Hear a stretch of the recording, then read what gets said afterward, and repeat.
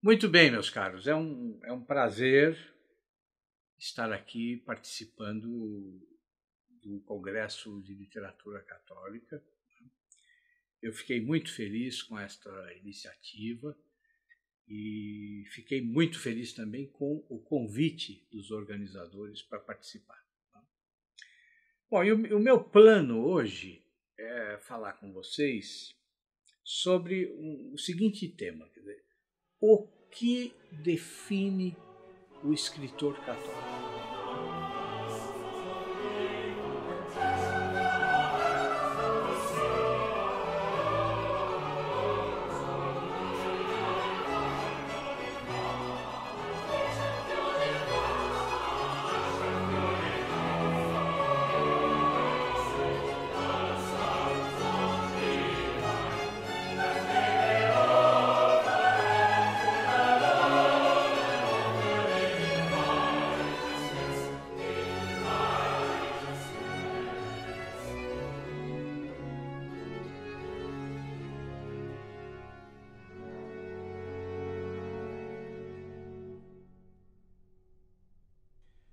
Bom, nós poderíamos responder a essa questão de inúmeras formas. Né? Nós poderíamos, por exemplo, retornar a Dante Alighieri, por exemplo, a Divina Comédia. Né? Ou nós poderíamos investigar a respeito de como Santa Teresa d'Ávila renovou não só a poesia, como também o ensaísmo. Tá? Ou a gente poderia também refletir a respeito do papel, né, e da influência de romancistas católicos modernos, né, como o Georges Bernanos, como o François Mauriac. Né? Enfim, quer dizer, os caminhos são realmente múltiplos. Né? E nós poderíamos também refletir sobre os motivos pelos quais a literatura de inspiração católica ou de inspiração cristã, ela é sistematicamente, né, colocada de lado pela crítica literária. Né? E muitas vezes não necessariamente deixando de comentar sobre os autores que são católicos, né? Mas fazendo o quê? Falando sobre esses autores como se eles não fossem cristãos. Né?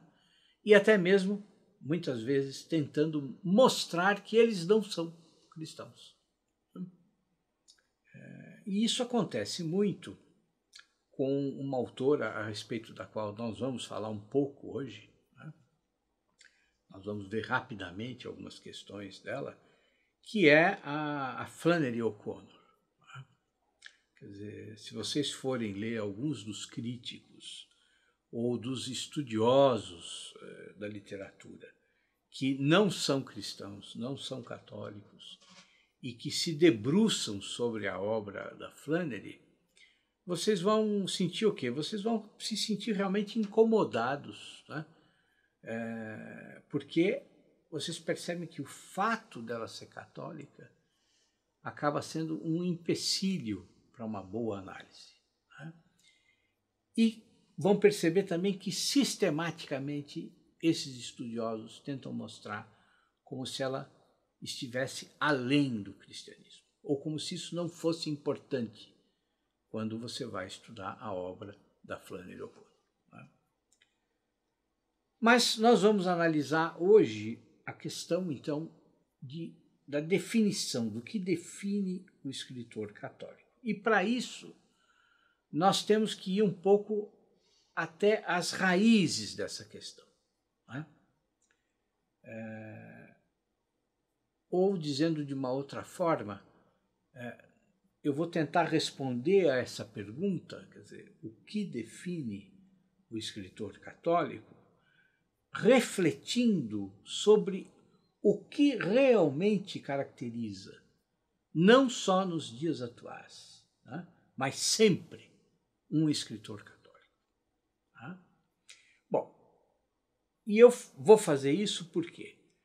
Porque me parece que se nós não definirmos o que é que nos caracteriza, né? Quer dizer, o que é que nos marca dentro do contexto intelectual e cultural do mundo contemporâneo, né? da vida contemporânea, nós só vamos entender parcialmente, né, as questões mais amplas. Nós só vamos entender parcialmente, por exemplo, qual é a função da própria literatura. Né? Por quê? Porque essas coisas não estão separadas. Né? Então, nós vamos partir desse ponto, digamos que radical. Né? Radical no sentido de essencial, de básico, né? Que é definir a identidade do escritor, a identidade do intelectual católico. Tá? Bom, mas para fazer isso, né, nós precisamos, infelizmente, fazer aí um retorno às nossas aulas de gramática na escola. Tá? Mas assim, não fiquem nervosos, não comecem aí entrar em pânico, porque ninguém vai ser obrigado a fazer análise sintática, né? Ou, sei lá, conjugar de memória os verbos irregulares, tá? Não se trata disso. Quer dizer, nós vamos aí lembrar apenas algumas definições, né? Que são, assim, muito básicas, tá? Bom, e a primeira dessas definições é a definição de substantivo. Tá? Não sei se vocês lembram, mas assim, o que é um substantivo? Bom, um substantivo é uma palavra que expressa, né, como o próprio nome dele diz, a substância de algo. Né? Ou seja, não se trata apenas, né, de uma classe de palavras com as quais nós damos nomes às coisas. Né? Essa é a definição mais banal, mais superficial. Né? Mas são palavras que expressam a substância de algo. Né? Bom, mas o que é substância? Né? O que é substância? Substância é algo essencial, né? Algo que subsiste por si mesmo. Quer dizer, é a verdadeira característica de algo, é a realidade de um ente. Né? Quer dizer, é a essência de algo, tá? A substância. Então, quando nós olhamos, por exemplo, para o nosso vizinho, né? E dizemos que ele é um homem, quer dizer, ou seja, quando nós usamos, né, o substantivo homem para se referir ao nosso vizinho, nós não estamos nos referindo a algo que é acidental, né, na condição desse ser. Mas nós estamos nos referindo a algo que realmente define esse ser, algo que expressa a sua essência. Né? Então vejam, quer dizer, não importa se o nosso vizinho é loiro ou moreno, né? Não importa se ele é baixo ou alto, não importa se ele é inteligente ou aí um pouco idiota, né? Quer dizer, nenhuma dessas qualidades, né, ou dos defeitos que ele supostamente tem, né, muda a sua condição de homem. Tá certo? Então, o nosso vizinho pode ser, inclusive, um assassino. Né? Ele não vai deixar de ser um homem. Não vai mudar absolutamente. Né? Nós podemos, inclusive, considerar o nosso vizinho um monstro. Tá? Porque, sei lá, Quer dizer, ele chega em casa à noite e espanca a esposa dele. Né? Mas isso também não importa, isso também não vai mudar. Né? Quer dizer, ele vai continuar sendo homem. Né? Muito bem. Então, definimos o que é substantivo de uma maneira bem simples e bem clara. Né? Mas agora nós precisamos definir uma outra classe de palavras. Tá? Uma outra classe que são os adjetivos. Tá? Bom, mas o que é um adjetivo, então? Tá? Dizendo de uma maneira muito simples, né, muito resumida, os adjetivos são aquelas palavras que nós usamos para qualificar os substantivos, certo? Quer dizer, ou seja, o adjetivo ele trata do que é acidental. Tá? E, claro, se é acidental, então também pode ser secundário. Tá? Bom, vamos pensar novamente aí no nosso vizinho. Tá? O que mais define o nosso vizinho? Quer dizer, o que é mais importante quando nós vamos definir o nosso vizinho? É o fato dele ser homem ou o fato dele ser magro? Tá? Vejam, é claro que há questões acidentais que não são tão acidentais assim. Né? Quer dizer, certamente não é secundário o fato do nosso vizinho ser um homem bom ou um homem mau. Né? É evidente. Mas percebam que o nosso objetivo com essas definições, né, ele é apenas didático. Né? Quer dizer, ninguém aqui tem a pretensão de fazer um tratado de gramática ou um tratado de metafísica. Né? Pelo menos não hoje. Bom, então, se nós entendemos bem essas duas classes de palavras, né, nós podemos ir um pouco mais adiante. Né? Então, quer dizer, recordando, o substantivo está relacionado à essência, né? E o adjetivo relacionado ao acidente, àquilo que é só uma característica. Né? Então, tendo consciência dessas duas definições, vamos entrar um pouco mais no nosso tema. Tá? E vamos entrar no nosso tema fazendo uma pergunta. Quer dizer, uma pergunta que nós precisamos fazer a nós mesmos. Né? Quer dizer, por que nós estamos aqui, né, participando deste congresso? Quer dizer, vejam, nós poderíamos estar fazendo uma centena de outras coisas. Né? Quer dizer, nós poderíamos, por exemplo, estar num barzinho aí tomando cerveja. Né? Nós poderíamos, sei lá, estar aí caçando uma aventura sentimental, né? Rápida e descompromissada. Né?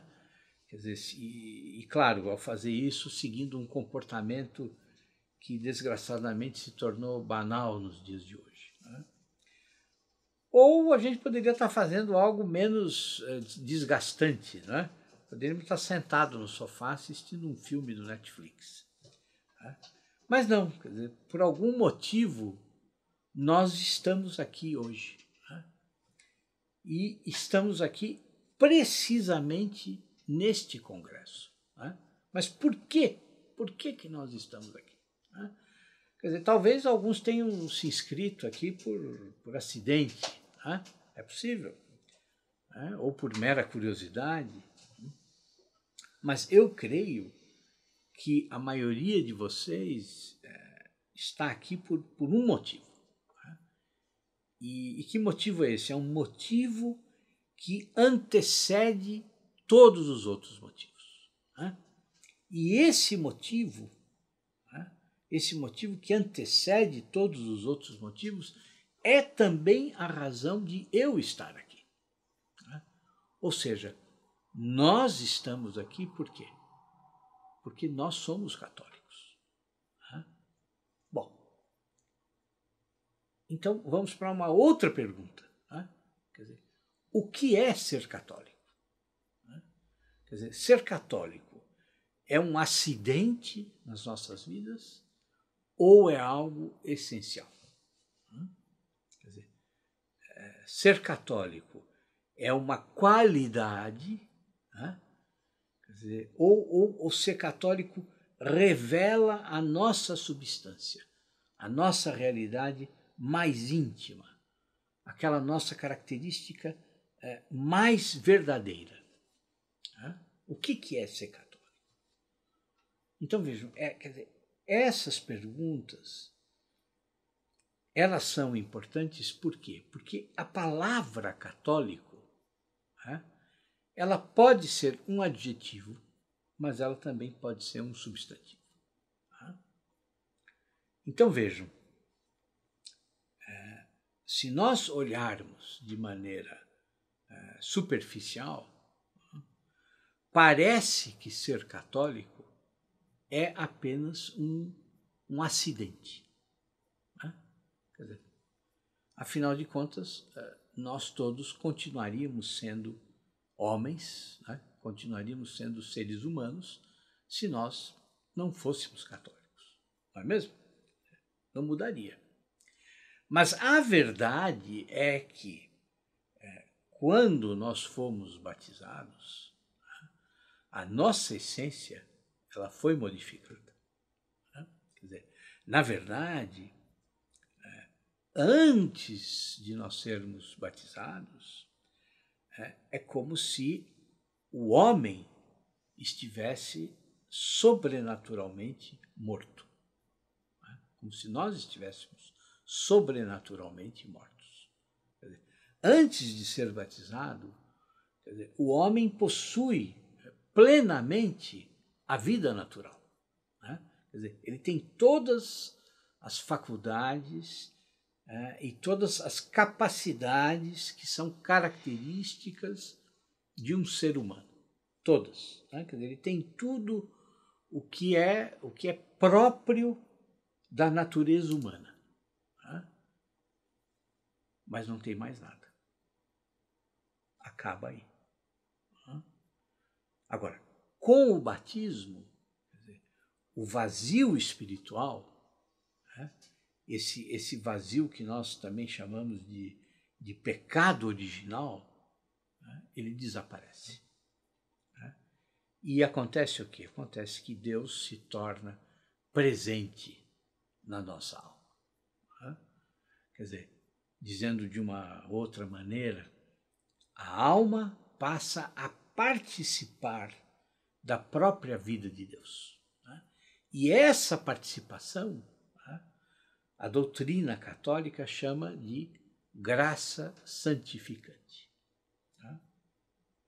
Vejam, eu não sou teólogo, mas vocês vão entender o porquê de todos esses comentários. Né? Quer dizer, essa graça santificante é como um novo caráter. Né? Ou seja, no momento em que nós somos batizados, ser católico deixa de ser um acidente, né? Deixa de ser uma qualidade e passa a designar a nossa essência, passa a designar a nossa substância, né? Passa a designar o nosso ser. Então, quando nós dizemos sou católico, nós não estamos mais usando um adjetivo. Não, nós estamos nos definindo. Tá? Quer dizer, quando eu digo eu sou católico, quer dizer, eu revelo a condição mais essencial do meu ser. Tá? E não só um acidente ou uma qualidade. Tá? Como se eu dissesse que eu sou magro, o que seria uma mentira, né? Que eu sou feio, que seria uma mentira ainda maior. Né? Não. Então, quer dizer, ser católico, portanto, é algo inseparável da nossa condição de seres humanos. Né? Agora, é claro que nós somos livres para romper com essa condição. Né? Nós podemos destruir tudo isso com a nossa liberdade. Né? Nós podemos aí cometer um pecado mortal e nos orgulhar de tê-lo cometido. Né? Quer dizer, nós podemos, inclusive, recusar Deus. Né? Enfim, quer dizer, a graça, ela não tira de nós a nossa liberdade. Né? Mas, enquanto nós aceitamos a adoção divina, nós continuamos inseridos na graça. Tá? Bom, então, quer dizer, o que seria um escritor católico? Quer dizer, o que seria um historiador católico? O que seria um advogado católico, um pedreiro católico? Bom, na verdade, para responder a essa pergunta, quer dizer, o escritor que é batizado católico, ele deveria tratar a si mesmo invertendo os termos da expressão. Quer dizer, ele não deveria dizer sou um escritor católico. Não. Quer dizer, ele deveria dizer sou um católico escritor. Por quê? Porque a sua essência é ser católico. E o acidente é ser escritor. Compreendem? Quer dizer, e isso serve para todas as profissões. Quer dizer, isso serve para todas as ocupações. Católico é substantivo. E a profissão é o acessório. A profissão é a característica. Bom, mas o que é ser um católico escritor? Bom, é desempenhar a função de escritor, mas movido sempre pela graça divina. Quer dizer, a situação, ou melhor, a atuação do escritor, ela vai estar necessariamente alterada pela graça. E a graça, vocês sabem, quer dizer, ela eleva o homem a uma destinação sobrenatural. Quer dizer, a graça, ela nos torna capazes de, ainda que nós estejamos presos à nossa condição humana, ela nos torna capazes de participar do plano de Deus para o mundo. Então vejam, a graça ela nos torna capazes de, ainda que nós estejamos presos à nossa condição humana, quer dizer, ela nos torna capazes de participar do plano de Deus para o mundo. Ou seja, participar ativamente da história da salvação. Essa destinação sobrenatural é algo que nós esquecemos com extrema facilidade. Nós sempre nos esquecemos disso. Nós sempre nos esquecemos que nós estamos permanentemente na expectativa da parousia, que é o quê? É a realização da nossa esperança. Quer dizer, nós ficamos aí imersos na loucura do dia a dia e o que acontece? Nós perdemos essa dimensão metafísica da história que Deus quer fazer conosco. Mas vejam, é exatamente a sombra da parousia, é a sombra dessa esperança que nós vivemos no tempo, que nós vivemos no século. Nós vivemos à sombra de quê? Dos bens futuros, que já estão garantidos em Cristo ressuscitado. Então vejam, quer dizer, bom, esse é um tema apaixonante. Quer dizer, essa questão da visão do tempo, que é uma coisa completamente nova para o cristão, completamente diferente, é apaixonante. Mas nós temos que voltar aqui ao tema do escritor, ao tema da literatura. Então, eu dizia que a graça, ela não extingue a liberdade do homem. Bom, e ela também não modifica a nossa condição de homem. Quer dizer, o homem batizado, o homem que partilha da vontade de Deus, da amizade de Deus, quer dizer, ele não começa a voar como os anjos. Quer dizer, ainda aí que alguns santos levitem, e que vários santos façam milagres. Isso é a mais pura verdade. Mas a condição deles de homem não é modificada.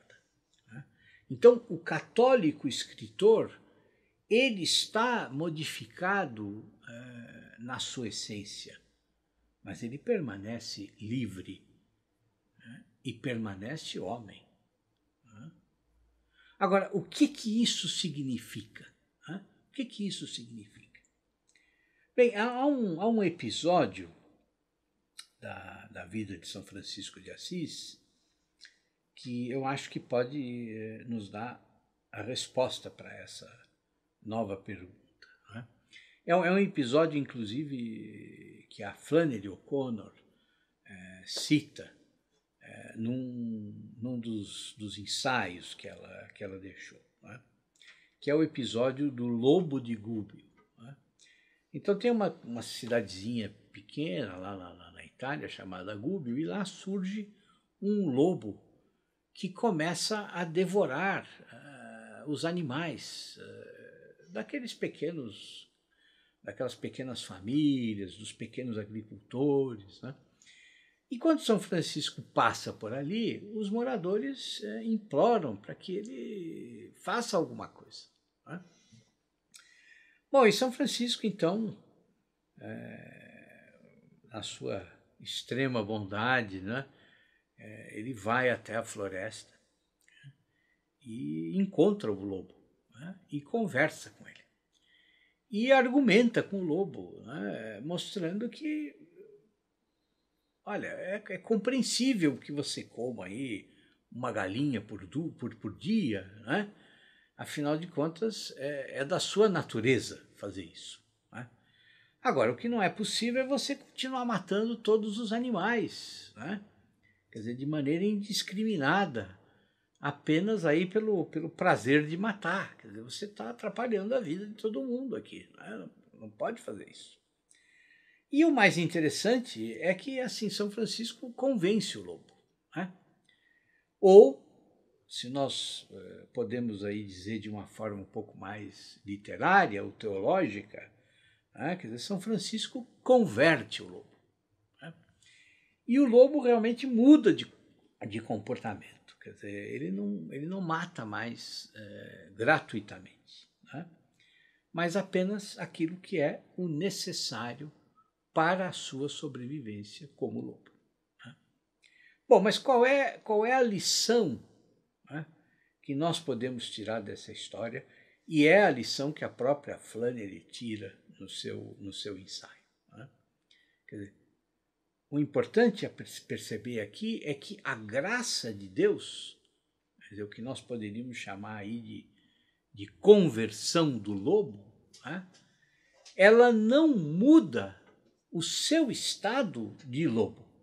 Ela não muda o lobo, ela não muda a essência do lobo. Né? Quer dizer, quando o lobo termina de ouvir São Francisco, né, ou talvez até de conversar com São Francisco, né, nós não sabemos direito o que aconteceu. Quer dizer, o que acontece? Quando termina a conversa, o lobo não sai andando sobre duas patas, né, como se a natureza dele tivesse sido modificada. Né? Isso é muito importante para nós. Por quê? Porque o católico escritor, né, o católico intelectual, o escritor que se converte, né, ou que retorna ao seio da igreja, ele permanece inserido no mundo, né, ele permanece participante do mundo e ele precisa continuar dialogando com o mundo, com a sua cultura, com o seu tempo. Né? Por quê? Porque ele não deixa de ser homem. Né? Vejam, uma atitude aí muito comum, né, entre escritores e intelectuais que se convertem é se comportar como se eles estivessem acima do mundo. Né? Ou como se, de repente, eles vivessem num lugar que está fora do mundo. Né? Quer dizer, eu próprio experimentei isso quando, há 10 anos, retornei à Igreja Católica. Né? Quer dizer, vejam, eu ficava me perguntando, bom, né, eu passei 30 anos da minha vida agindo, pensando e escrevendo como um materialista, né, como um hedonista, como um cínico de esquerda. Né? E agora? Quer dizer, o que eu devo fazer? Né? Ou como eu devo escrever? Né? E o que eu devo escrever? Então, o que acontece? Você vive, durante algum tempo, numa espécie de assombro, né? Numa espécie de surpresa exagerada. Né? Sem dúvida, é um assombro que alegra, né? que reconforta, mas é um assombro que, ao mesmo tempo, paralisa. Né? E o mais comum que pode acontecer, né, é você acreditar que, bom, de agora em diante, então, né, eu preciso catequizar as pessoas. Né? Agora, quase sempre o que acontece? Quer dizer, devagar você volta aos eixos, né? Você reencontra o seu caminho. Né? E hoje, né, eu costumo dizer que o escritor que deseja apenas catequizar as pessoas, o que ele precisa fazer? Ele precisa deixar de ser escritor. Tá? Quer dizer, ele pode se tornar um padre, ele pode ser o catequista da paróquia dele. Tá? Agora, como catequista, ele não pode agir como escritor. Tá? E como escritor, ele não pode ser catequista. Tá? Quer dizer, e por que não pode? Tá? Não pode porque o papel do escritor católico, né, exatamente como o de todos bons escritores, né, é investigar e retratar a complexidade da condição humana. Esse é o papel do escritor. O papel do escritor é investigar o sofrimento dos homens. Tá?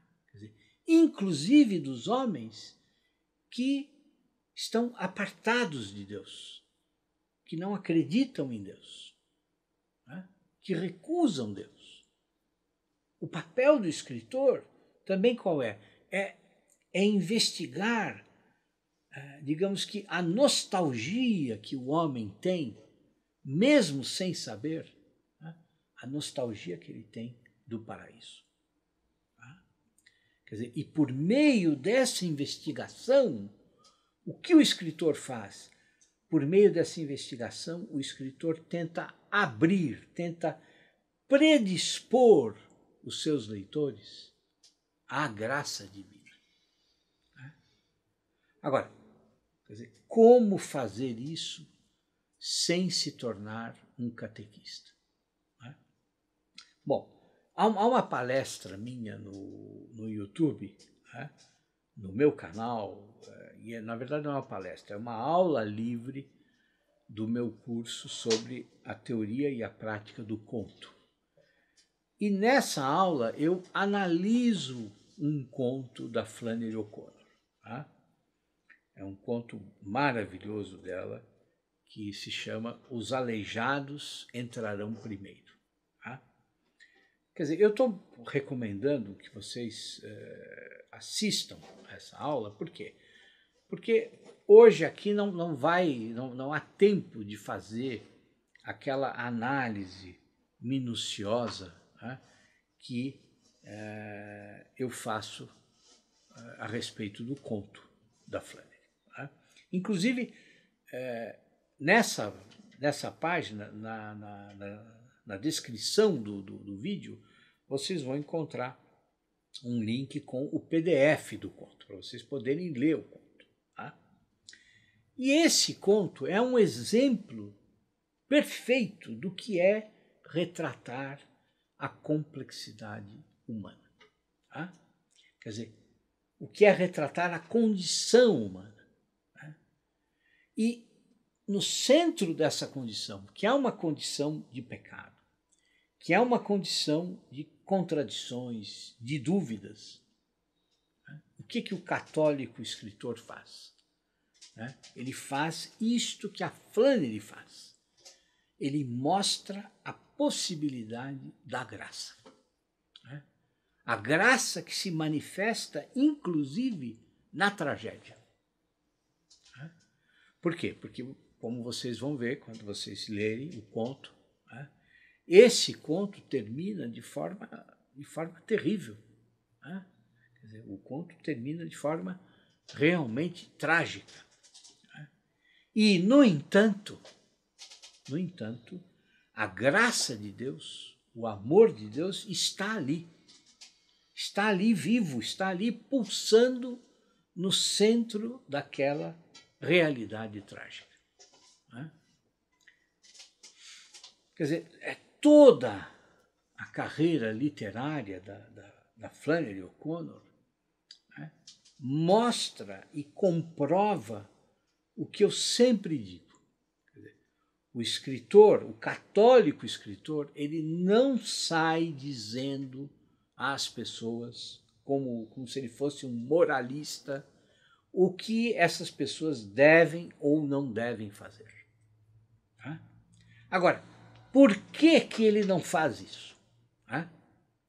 Por que o católico escritor não é um moralista? Porque a sua qualidade, enquanto escritor, é produzir arte e não catequese. Quer dizer, o católico escritor, quando ele apresenta toda a complexidade da condição humana, ele sabe que a mudança do ser, a mudança da essência, vem antes da ética, ou vem antes da obediência a uma lei, da obediência a um conjunto de regras. O Papa Bento XVI diz isso muito bem. Ele diz assim, o cristianismo não é um moralismo. Por quê? Porque não somos nós que temos de realizar aquilo que Deus espera do mundo. Não. Em primeiro lugar, o que nós temos de fazer? Nós temos de entrar naquilo que Bento XVI chama de mistério ontológico. Quer dizer, o mistério desse Deus que se entrega a si mesmo pela nossa salvação. Quer dizer, Dizendo de uma maneira mais simples, quer dizer, Deus, o amor de Deus, ele precede a nossa ação, o nosso agir. Quer dizer, ou seja, o agir é a continuação natural do ser. O agir do homem, o nosso agir, não pode ser a imposição de uma lei. Não, ele tem que ser a continuidade natural, né, daquilo que Deus modificou dentro de nós. E o que é para o escritor agir de acordo com a sua identidade? Quer dizer, com certeza não é obedecer aí a algo exterior. Quer dizer, não é desfigurar o cristianismo num moralismo. Não é ditar regras. Não é esse o nosso papel. O papel do católico escritor é, sob uma perspectiva estritamente literária, é discutir, é analisar o problema do pecado e da graça no centro da história humana. Quer dizer, então, o que ele faz? Por meio das narrativas que ele escreve, dos poemas que ele escreve, ele mostra que a própria vida, a vida que é o tema essencial da literatura, a própria vida é o caminho de santidade que Deus oferece ao homem. Quer dizer, o católico escritor, ele enfrenta os problemas do seu tempo. Ele dialoga com a cultura do seu tempo, como eu já disse aqui. Mas ele faz isso sem medo. Por quê? Porque ele sabe que a graça de Deus está sempre presente. Não é uma invenção, é uma verdade. E ela age. Mas ele dialoga com a cultura sem laxismo.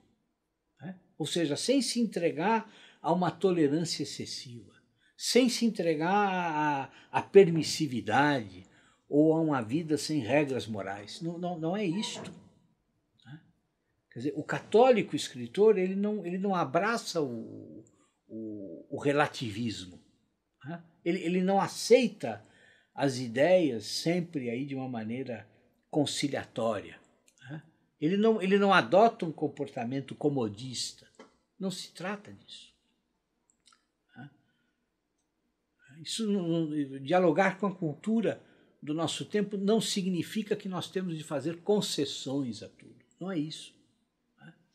O Otto Maria Carpo diz muito bem. Ele diz que um católico escritor que pretende ignorar o pecado não passa de um mentiroso. Mas um católico escritor que inclui e supera o pecado na sua obra, então o seu trabalho, palavras do Carpo, tem o valor de uma teodiceia, ou seja, ele pode defender e justificar a crença em Deus, mas não como uma catequese, mas discutindo o problema da existência do mal e da existência da graça, da bondade, do amor de Deus. Então, assim, leiam o conto da Flannery. E depois que vocês lerem, se perguntem onde está a graça final, a graça divina naquele final que é terrível. Quando aquele pai acorda para a verdade de que ele não tem mais tempo para amar o próprio filho. Bom, em primeiro lugar, diante daquele final, nós não podemos esquecer que o mal, que o pecado, ele produz consequências. Isso é inevitável. E algumas dessas consequências são imutáveis. Né? Quer dizer, isso é algo que nós também esquecemos com muita facilidade. Né? Nós esquecemos que cada uma das nossas escolhas produz consequências. Necessariamente. Não há como escapar disso. Né? Um amigo meu, que é um escritor, que é o Carleno Boccarro, ele certa vez me contou como a Flannery O'Connor define a graça. Né? E segundo ele, a Flannery dizia que a graça é o acontecimento segundo o qual o homem entende o seu destino, o seu verdadeiro destino. Isso é a graça. Né? E vocês vão ver que é o que acontece no conto ao pai, ao personagem que é o pai.